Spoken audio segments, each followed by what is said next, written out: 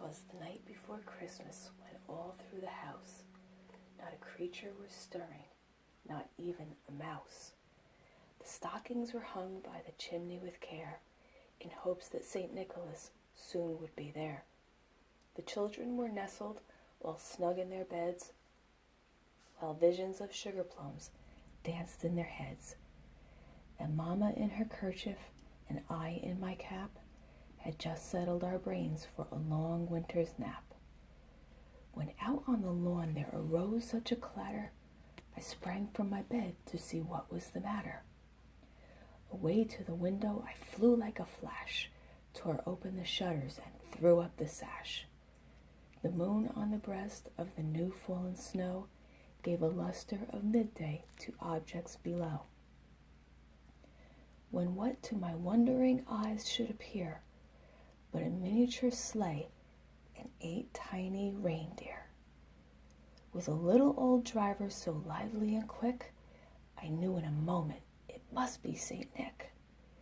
More rapid than eagles his coursers they came, and he whistled and shouted and called them by name.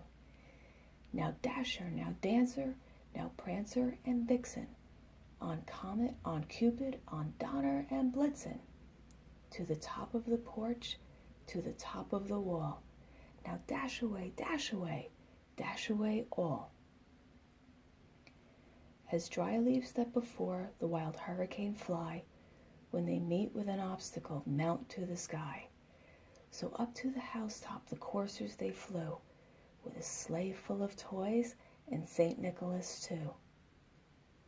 And then in a twinkling I heard on the roof the prancing and pawing of each little hoof.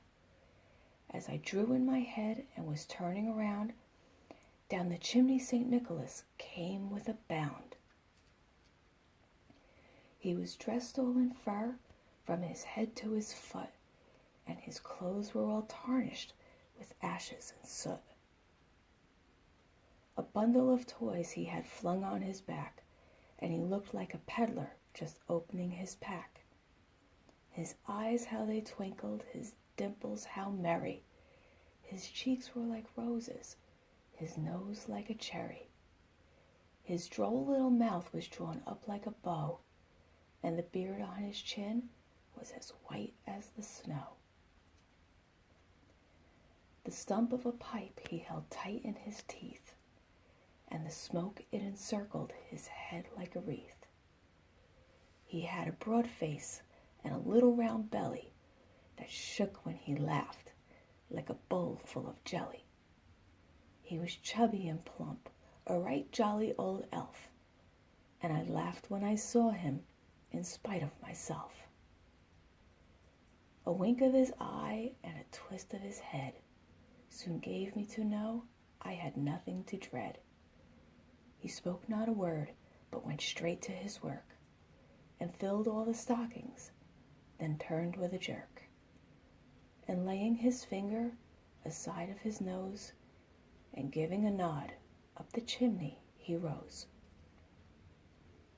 He sprang in his sleigh, to his team gave a whistle, and away they all flew like the down of a thistle. But I heard him exclaim, ere he drove out of sight, Happy Christmas to all, and to all a good night.